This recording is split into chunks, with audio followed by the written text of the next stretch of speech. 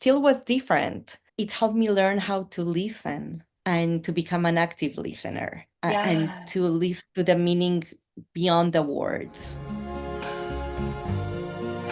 What a wonderful world. Hi everyone, Elle Ballard is here today on our Empowered Global Women in Business podcast.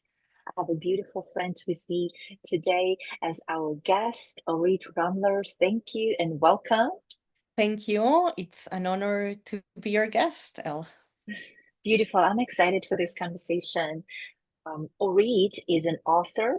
She's a professional and personal development coach, and she just published her book. So I'm so excited to talk about the book. Love the name of it, The Box of Life.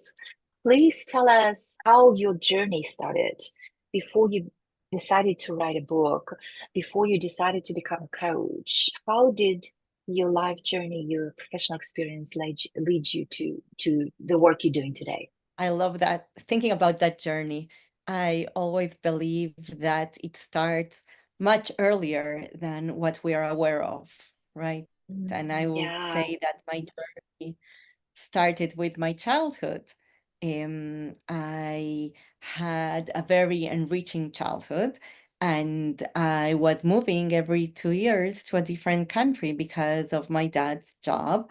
And I think that really informed who I am in many ways yeah. because I had to learn to make friends, to understand that everywhere I would go, there were people like my mom made me believe waiting for me to become my friends and to learn to communicate in different languages and at the same in the same language. So if I would go from a country where we spoke Spanish to a different country where we spoke Spanish, it still was different. It helped me learn how to listen and to become an active listener and Yeah. to listen to the meaning beyond the words. Mm-hmm. And I believe that's where my journey started and my curiosity started. And that's what led me to become a coach in many ways. I feel like it's such a great experience you can give to your child, to allow it to travel like that. Now people intentionally choose to go and, to travel somewhere with a child and expose kids to different cultures and languages, right? I think well, there are probably challenges with it too, but I think it's so great because then you're fully, um, like you said, you learn the skills to listen, to understand. And I love how your mom said, they're waiting to be your friends, to in this joyful anticipation of this experience. I love that. That's awesome. So thank you for sharing that. Very, I imagine you have such a rich experience to share. So in building this business as a coach, along and I'm not sure how many years you've been a coach and building this experience and working with your clients, I'm sure you're using that you're bringing that personal experience and wisdom. What is some of and since, by the way, since we are on the Empowered Global Women in Business podcast, what are some of the key lessons that you have learned and discovered for yourself in this journey of building a business as a multinational woman as well? So I've been a coach for 12 years and I bring a lot of that international experience in many ways. My clients are all over the world, different cultures, and many of them working with companies that are global, right? Or themselves moving from country to country. But in general, I would say that the main lessons I've learned are, first of all, to always have a mentor, right? Anyone can Yeah. be your mentor. So really to have someone with who you can think, have a safe space and connect. And that safe space is the most important thing. Someone who is there for you, who can listen to what you're saying and to what you're not saying. Someone that can provide you all the feedback and advice and you receive that as a gift. So Mm, that's a lesson number one. Lesson number two is to understand that what we learn today, it's not necessarily what we will be doing with it as we learn it. So when there are things that we learn through life or experiences, And one day you realize, okay, I can use that in something else, that we can apply skills that we learn somewhere in something completely different. And we need to be open to wear many hats in our lives, different hats, and not to be Yeah. afraid of trying to wear those hats. Mm. And then the other thing that I learned is that we always need to have a project, always something to be looking forward to.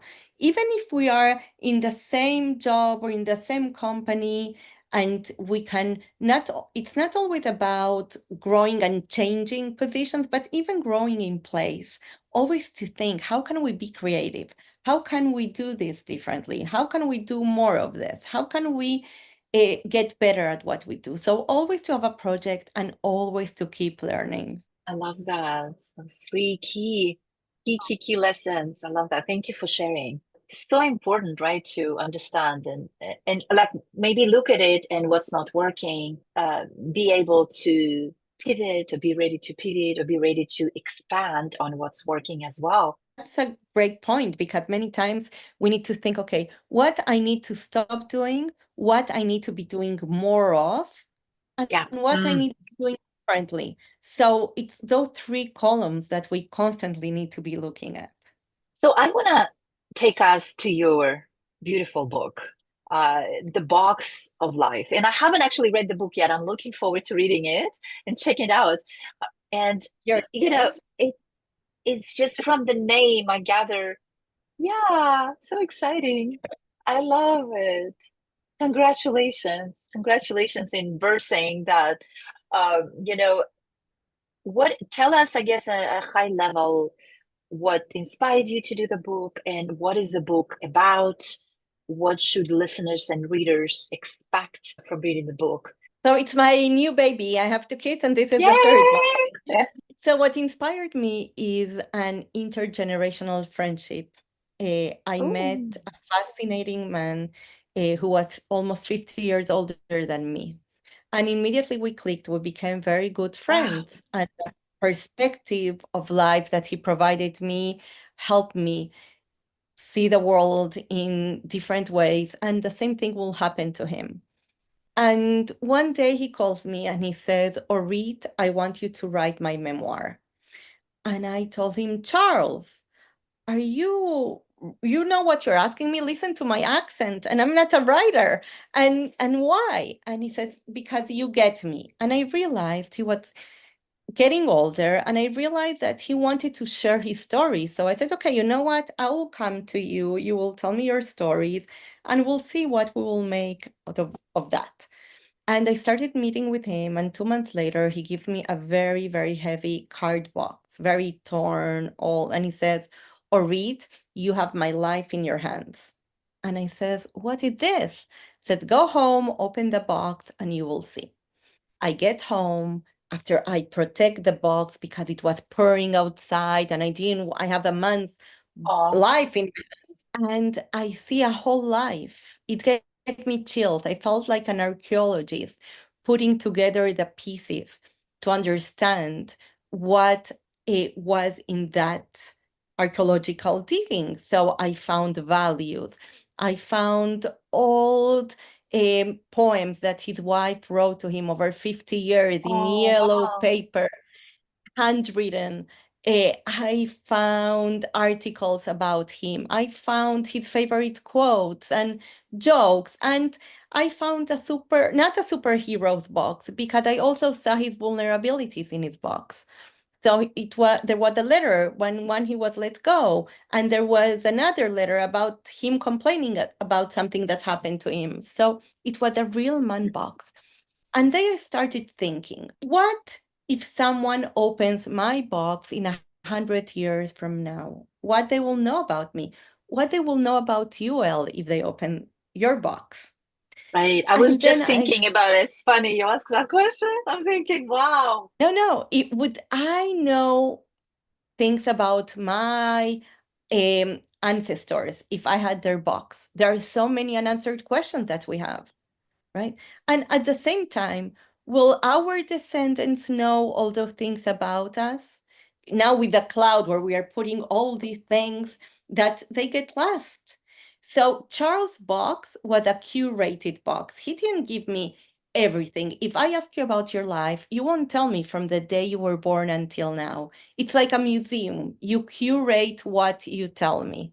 That's what happened in Charles' box.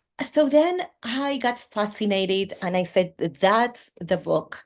And I started coaching people who are putting their box of life together.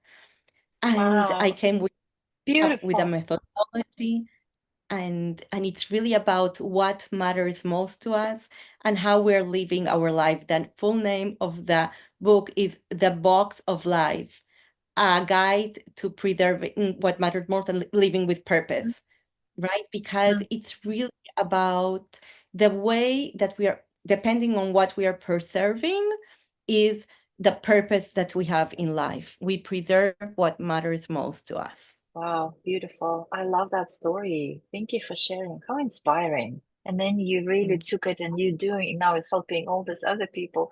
And it's so profound. It's so simple, but it's so profound how like one box. And I was just visualizing how like you open that box and all these pieces, but it's so true, right? Like you can put human life in all these pieces from different moments of our lives in one box, but each piece represents such a profound experience, whether joyful, maybe not so joyful. You know, as I'm listening to you, I remembered my grandma, my grandparents had a tough story experience in their lives that happened, and you know they never wanted to talk about it because it was just that sad. You know, they just didn't want to go there, I guess, at that to that point in their, but it was not the whole life, right? Because they had the joyful moments, they just had that section. They didn't want to go there, even though as grandchildren we wanted to go there. And you know, and it's just so interesting to me as I'm listening to you. I remember that, you know, we would love to know more and that of that experience, you know, and so even if it's just a one rock in the box or whatever it is. I love what you just said because I can relate to it. So when my dad was putting his box of life together, and he was going through a rough stage. He was with starting with Parkinson and having a lot of hardships, and it was a bad time. But when I asked him to put his box together and he gives me the box, he says, Orit, I just realized that my life is much better than the present moment, that I lived, right? And that there is so much to this. So, like for your grandparents, it's not just that specific moment in time. Life is much more than that. So, part of Yeah, what happened with people putting their boxes is therapeutic yeah, because some of life review therapy, we look back in order to look to the future, yeah. right? I love And that. learning resilience for our kids. History cannot be forgotten or hidden. It's a message of resilience for future generations. Beautiful. I love that. Yeah. And it's so true how, yeah, it is therapeutic. Yeah, you're right. It's so true. Yeah. Because then you look at it, right? It's just like a photo album. But even in some ways, it's even more deeper than that because then it's just different pieces of life. Oh, I love that.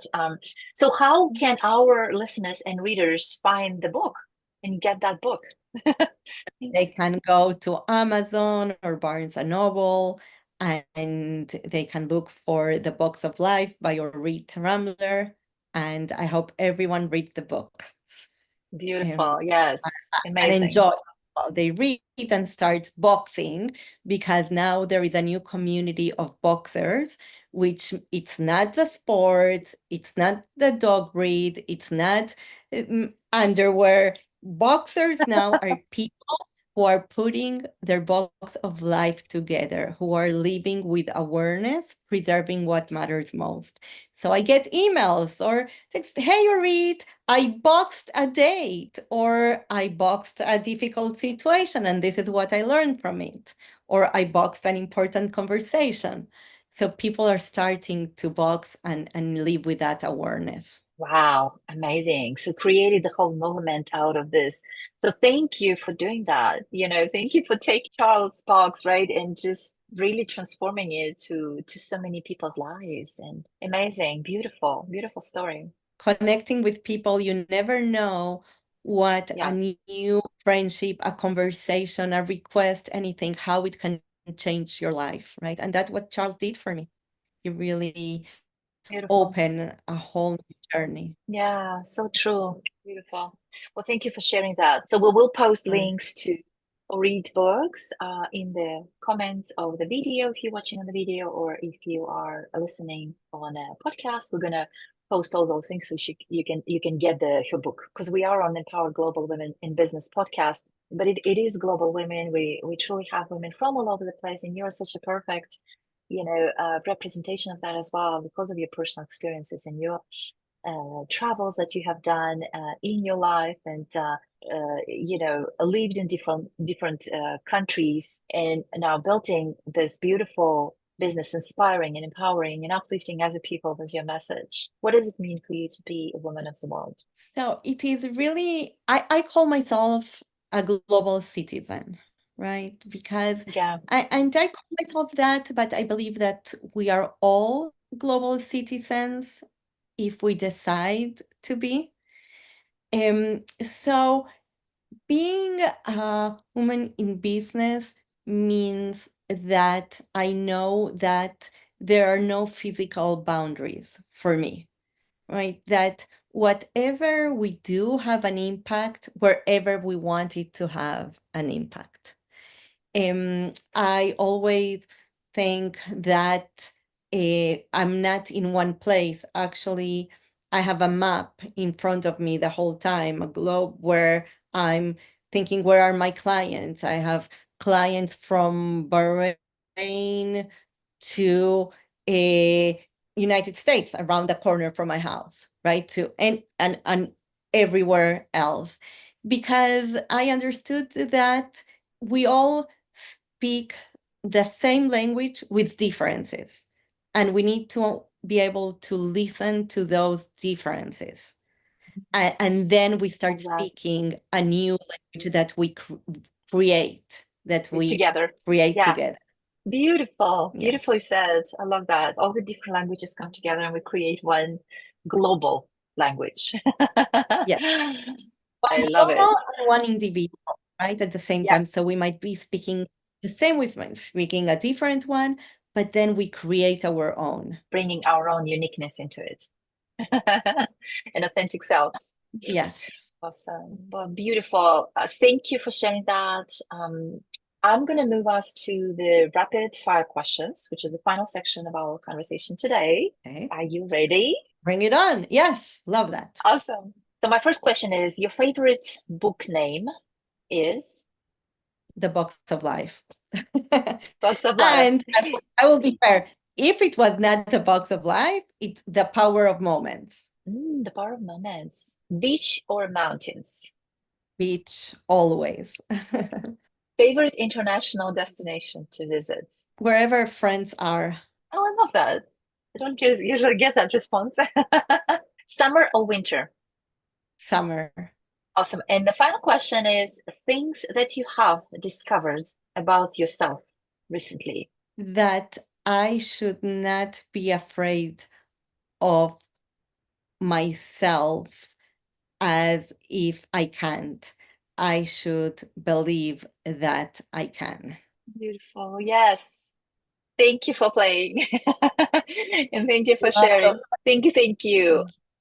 As we are concluding today, Ori, thank you so much for being here and sharing a beautiful message and what the impact you're creating in the world. So amazing. Again, we will post all the links how to find about Ori, how to get her book. I want to thank you for opening the doors of this space to me and to share Thank everything with your listeners. Thank you so much. Absolutely. Thank you. Bye.